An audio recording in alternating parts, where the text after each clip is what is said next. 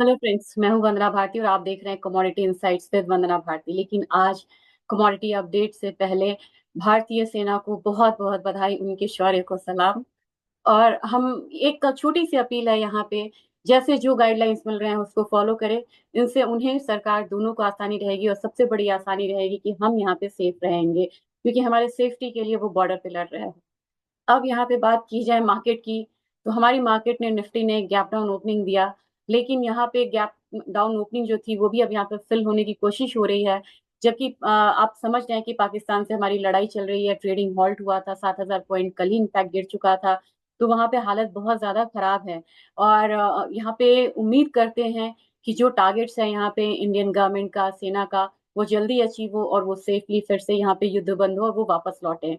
अब यहाँ पे शुरू करते हैं कमेंट्री हमारी कि क्या, किस तरीके से ट्रेडिंग हो सकती है और क्या क्या यहाँ पे ट्रिगर्स है। तो ट्रिगर्स आपको पता है कि आज कोई खास ट्रिगर्स नहीं है। फ्राइडे का दिन है, विक्ट्री डे है, रशिया बंद है, यूएस में कोई खास इंपॉर्टेंट डेटा नहीं है, चाइना में भी डेटा नहीं है। अब आप कहेंगे कि कल की मीटिंग्स का क्या हुआ। कल यहाँ जो मीटिंग्स हो रही हैं चाइना और यूएस के बीच में, बहुत आसान नहीं है इनका ट्रेड डील पे आना, क्योंकि बहुत बड़ा, सबसे बड़े ट्रेडिंग पार्टनर्स हैं ये। और इनकी जो टसल है ये 2024 की नहीं है, ये 2019 की है, जब ट्रम्प थे वहां पे।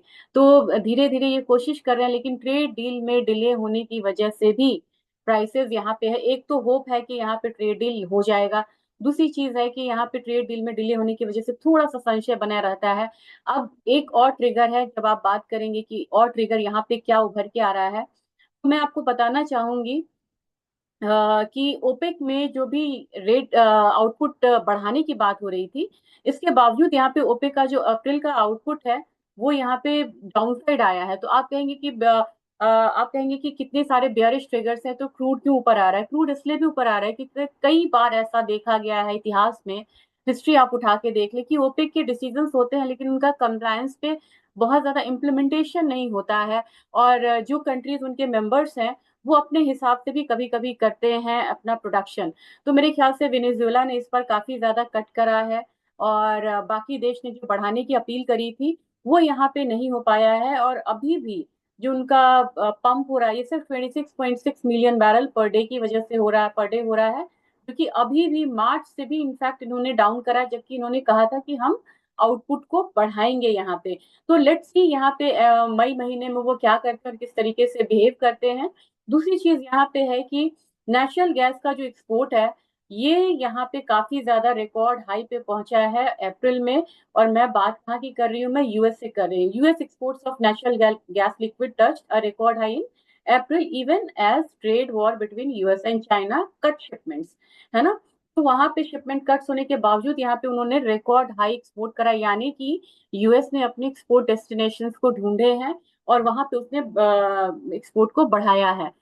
अब एक चीज और है कि नेचुरल गैस में कंजम्पशन कम है लेकिन एक्सपोर्ट ज्यादा है, तो ये कमोडिटी बहुत ज्यादा गिरेगी नहीं, धीरे धीरे ऊपर की तरफ बढ़ेगी। और रेजिस्टेंस जो आएगा इसका $4 वाला, हमारे यहाँ 320, 328, तो वहां से गिरने की भी, यहाँ पे गिरने का भी फियर रहेगा। गोल्ड की बात की जाए तो मुझे लग रहा है कि गोल्ड में बहुत ज्यादा, gold prices rise after Fed warns economy. अब यहाँ पे आज तो मुझे लग रहा है कि आज थोड़ा सा करेक्शन पार्ट में ही रहना चाहिए, क्योंकि गोल्ड की बात की जाए तो गोल्ड में बहुत ज्यादा मूव जो है अपसाइड का आ गया था। अब धीरे धीरे आप देखेंगे कि हर लेवल्स पे अब थोड़ा थोड़ा डाउन साइड ले रहा है।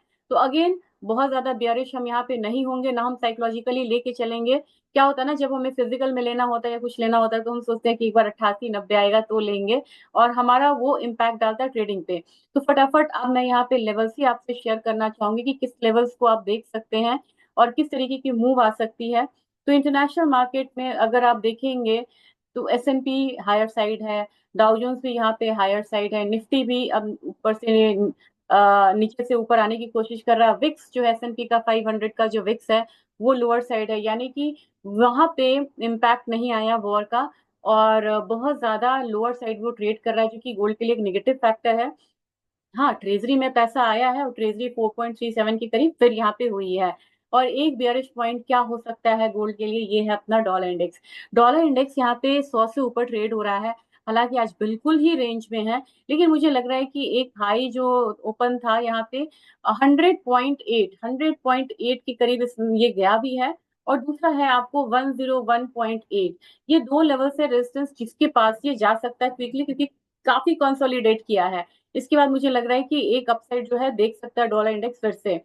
इसका इम्पैक्ट क्या होगा कि अभी हमारा गोल्ड जो है, फ्यूचर्स का गोल्ड जो है स्पॉट मार्केट में, वो थोड़ा सा यहाँ पे लोअर साइड से बढ़ा है। कितना का इसने लो लगाया है? इसने लो लगाया है 3278 का, 3279 मान के चल सकते हैं। और मैंने आपको बोला है कि बहुत ज्यादा डाउन साइड आएगा तभी भी 3250 से नीचे आए तभी आप ज्यादा शार्प फॉल मानिए, नहीं तो 3250 एक यहाँ पे रेजिस्टेंस की तरह काम, सपोर्ट की तरह काम कर सकता है।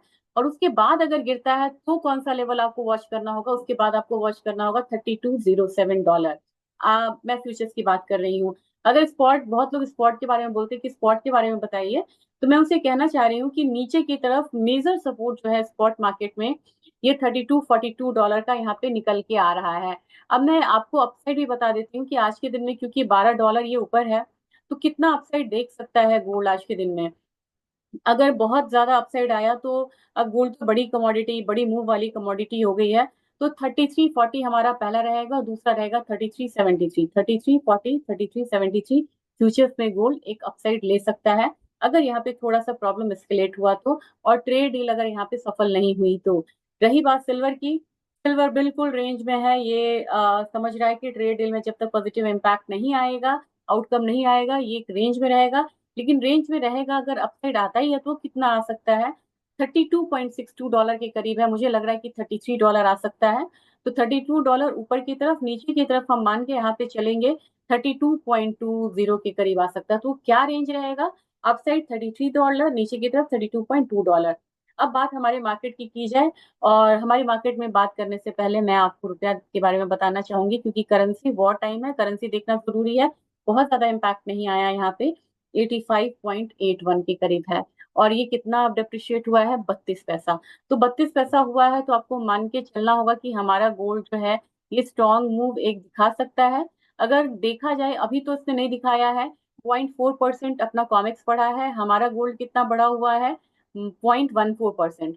तो मेरे ख्याल से यहाँ पे ज्यादा चांसेस है, पोटेंशियल है कि अपना गोल्ड एक बार बढ़ सकता है। तो बढ़ेगा तो आएगा कहाँ पे? बढ़ेगा तो 97 340 तक मान के चलिए। एक अपसाइड दिखाएगा तो 97 340, और नीचे रहा आपको तो मेरे ख्याल से 95,000 का एक स्ट्रॉन्ग सपोर्ट जो है वो आपको देखने को मिलेगा। तो ऊपर में 97 300, नीचे 95,000, और बड़ी मूव के लिए आज आपको तैयार रहना पड़ेगा क्योंकि लास्ट डे है। सिल्वर में लग रहा है कि सिल्वर में एक रेंज वाली कमोडिटी है, इसमें गोल्ड जैसा बड़ा रेंज आपको नहीं बनता हुआ दिख रहा है। 96,800 एक अपसाइड जोन रहेगा, यानी कि 500 से ऊपर, 500 अपसाइड का एक पोटेंशियल है इसमें।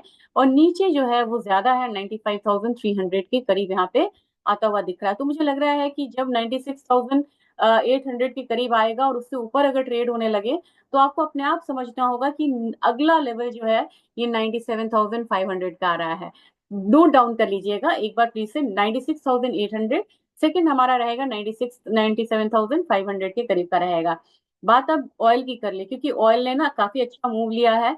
मैंने $64 बोला हुआ है, मुझे लग रहा है धीरे धीरे $64 जाना चाहिए इसको। और $64 से पहले का पड़ाव मैं आपको बताती हूँ, यानी कि रेजिस्टेंस ये $62 के करीब का है। और अपने मार्केट में ये 5174 के करीब ट्रेड हुआ था, कल काफी अच्छी मूव आई थी। कल मैं यहाँ तो नहीं दे सकती, लेकिन मैंने जी बिजनेस पे एक बाई कॉल दिया था क्रूड ऑयल में। मेरे ख्याल से अगर यहाँ पे अपसाइड आता है इनफैक्ट, तो आपको 5335 का एक पोजिशनली एक अपसाइड आ सकता है क्रूड ऑयल में। जबकि यहाँ का जो सपोर्ट है वो 5045 का बना रहेगा। नेचुरल गैस अब धीरे धीरे थोड़ी सी स्ट्रॉन्ग कमोडिटी बनती हुई नजर आ रही है। नेचुरल गैस से हमेशा आप याद रखिएगा, कभी भी इसने पलटी लिया है ना तो छोटे छोटे मूव्स के साथ लिया है, और छोटे छोटे मूव्स के साथ ये बढ़ता है, बड़ी ब्यूटीफुली एक पैटर्न बनाता है। तो मेरे ख्याल से अब मैं यहाँ पे, अगर आप कहेंगे कि क्या मैं अपसाइड देख रही हूँ पोटेंशियल, पहला 319 319, और सेकंड 325। आप बोलेंगे कि इसके साथ अगर रेजिस्टेंस है तो सपोर्ट कहाँ रहेगा? ये 303 का रहेगा। इस कमोडिटी में धीरे धीरे एक बढ़त आ सकती है। अब सीधा चलते हैं बेस मेटल काउंटर, ये उठने के लिए तैयार नहीं है, इसे चाहिए बड़े न्यूज, लेकिन जिंक ने बड़ा मूव दिखाया है। और अगेन जिंक में मैं जो आपको अपसाइड मूवमेंट बताती हूँ 253 मेरा वही रहेगा, नीचे 248 का। एल्यूमिनियम अपना जो है वो भी कल इसने कोशिश करी है अपसाइड दिखाने की। तो 235, 236 इनफैक्ट, मैं इसमें हमेशा बोलती हूँ कि 236 का एक हर्डल है, उसको ही हम यहाँ पे रेजिस्टेंस मान के चलेंगे। और 232 हमारा लोअर साइड इनफैक्ट आना चाहिए। अब कॉपर है, कॉपर पे बड़ी जिम्मेदारी होती है। अगर आपने कल का वीडियो रेफर करा होगा या 2 दिनों से भी आपने पुराना वीडियो अगर आपने रेफर करा होगा, तो आप एक बार ध्यान दीजिएगा, मैंने बड़ी बार बोला है 858 टू 860, 858 टू 860। और अगर मैं देखूं कि क्या हाई बना है, तो कल का एक बार चेक करेंगे। कल का हाई बना है 856.7 के करीब बना है, और होप्स हो कि एक बार फिर से ये 856.7 से एक बार 858 और 860 वाला जोन भी आपको दिखाए, और हम सतर्क रहेंगे यहाँ पे। और 845 से नीचे आए तो हमें पता है कि एक बार पैनिक आ सकता है। तो इन लेवल्स को आपको ध्यान में रखना होगा। आप कहेंगे कि बेस मेटल के लिए क्या पॉजिटिव है? सबसे बड़ा पॉजिटिव चीज ये है कि मार्केट एक्सपेक्ट कर रहा है कि बेस मेटल थोड़ा सा यहाँ पे ट्रेड डील की वजह से एक बाइंग आ सकती है, अगर होती है तो। दूसरी चीज यहाँ पे मैंने आपको कॉपर में बताया था कि जो अपना 5 दिन की छुट्टी हुई थी यहाँ पे चाइना में, हमारे यहाँ 5 दिन की छुट्टी होती ही नहीं कभी, और वो बड़ा अट्रैक्टिव होता है कि एक साथ आपको 5 डेज छुट्टी मिल रही है। तो वो 5 दिन की जो छुट्टी हुई थी उसमें होम अप्लायंसेस 16% यहाँ पे डिमांड बढ़ा था। तो जब चाइना, जो कि मतलब हमारे पास सबसे ज्यादा पॉपुलस कंट्री है, अगर वहां पे किसी चीज की डिमांड 16% से बढ़ जाती है तो उसका इम्पैक्ट देखने को मिलता है। तो मेरे ख्याल से ये एक पॉजिटिव न्यूज है कॉपर के लिए। और अब आते हैं एग्री काउंटर में। एग्री काउंटर बहुत खूबसूरती के साथ ट्रेड कर रहा है, और इसमें मैं अगेन जाना चाहूंगी। मुझे लग रहा है कि आज का दिन थोड़ा सा वॉलेटाइल हो सकता है। और ऊपर में जीरा की बात करते हैं, 22,000 ऊपर के साइड, नीचे 21,000 एक जोन रहेगा। आज कल की तरह बाइंग मुझे नहीं दिख रही है। टर्मरिक की बात की जाए, टर्मरिक ने भी एक हाई लगाया है और वहां से वापसी दिखाया है। तो मेरे ख्याल से टर्मरिक में 13,800 एक सपोर्ट रहेगा। ऊपर की तरफ में अभी भी मुझे लग रहा है कि मुझे 14,250 का टारगेट रखना होगा, क्योंकि यहाँ पे प्रोडक्शन ज्यादा तो है लेकिन यहाँ पे कैरी फॉरवर्ड कम है, और एक्सपोर्ट डिमांड यहाँ पे बढ़िया हुआ था। धनिया में मैंने आपको कहा था कि धनिया एक कमजोर कमोडिटी मुझे लग रही है, और बार बार ये नीचे की तरफ आ रहा है। तो 7,050 का रेंज जो है ये धनिया के लिए रहेगा। कैस्टर में मैं आपको 6,300 का एक टारगेट मतलब अपसाइड बता रही थी, और ये 6,350 का सेकंड मुझे लग रहा था। तो कितना इसने लगाया है, कैस्टर ने कल के दिन में लगाया है 6298, 2 रुपए मेरे रेजिस्टेंस से नीचे। आई होप सो आपने इसमें मतलब अगर आप ट्रेड करते हैं तो अर्न किया होगा। और मेरे ख्याल से अब यहाँ पे निकलना चाहिए, नीचे से ही खरीदना चाहिए।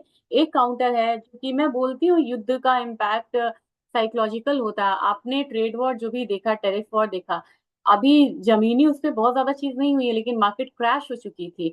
तो जब मैं ग्वार के बारे में बोल रही थी कि यहाँ पे भारत पाकिस्तान का एक इम्पैक्ट आ रहा है, इसलिए आता है क्योंकि अब बॉर्डर एरिया यहाँ पे बहुत ज्यादा अशांत हो गया। तो अभी तो थोड़ा सा वहां पे मंडी है या फिर वहां पे आवक होगी, वो सब पे फर्क पड़ेगा। इसका एक इम्पैक्ट हम लोगों ने ग्वार काउंटर कल हम लोगों ने अपसाइड आता हुआ देखा, आज फिर डाउन साइड है। तो नीचे की तरफ कितना गिर सकता है ग्वार सीड? मेरे ख्याल से 4955, 4960 वाला रेंज। अगर ग्वारगम की बात की जाए तो ग्वारगम ने भी कल एक उछाल दिखाया था, लेकिन नीचे 9345 तक आ सकता है। तो इन कमोडिटीज पे बॉर्डर एरिया का इम्पैक्ट आएगा। और अगर आप देखेंगे कि कॉटन ऑयल सीड केक में क्या है, तो मुझे लग रहा है कि कॉटन ऑयल सीड केक अब थोड़ा सा विक्टिम हो रहा है। आप देखेंगे सोया मील है, मस्टर्ड मील है, कॉर्न है, इन सब चीजों से ना मील का बहुत ज्यादा फर्क पड़ जाता है। और इसमें 2875 तक मुझे लग रहा है कि एक डाउन साइड जो है वो देखने को मिल सकता है। डेटा यहाँ पे आज बहुत ज्यादा इंपॉर्टेंट नहीं है, ट्रेडिंग के साथ साथ ध्यान दीजिए वॉर पे। और सब लोग मिलके मनाते हैं कि एक बार फिर से हमारी विक्ट्री हो, बहुत जबरदस्त विक्ट्री हो, इस बार थोड़ा फुल एंड फाइनल हो, और जितने भी जवान हैं वो सुरक्षित रहें। बस हम लोग का ये यहाँ पे कहना है, वो विजयी रहे, सुरक्षित रहें। थैंक यू, जय हिंद।